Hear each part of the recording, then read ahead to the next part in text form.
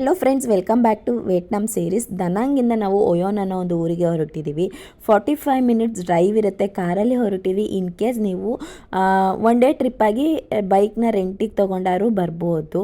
ನಾವು one day stay ಆಗೋದ್ರಿಂದ ನಾವು ಕಾರಲ್ಲಿ ಹೊರಟ್ವಿ. ಹಾಗೆ ರೂಮ್ನ ಚೆಕ್ ಇನ್ ಆಗಿದ ತಕ್ಷಣ ರೂಮ್ ಪಕ್ಕನೇ ಒಂದು ಬೈಕ್ ರೆಂಟಲ್ ಶಾಪ್ ಇತ್ತು. ಅಲ್ಲಿ ನಾವು ಸಂಜೆ 4 ಗಂಟೆಯಿಂದ ಮಾರನೇ ದಿನ ಸಂಜೆ 4 ಗಂಟೆವರೆಗೂ ಬೈಕ್ನ ಹೈರ್ ಮಾಡ್ಕೊಂಡ್ವಿ.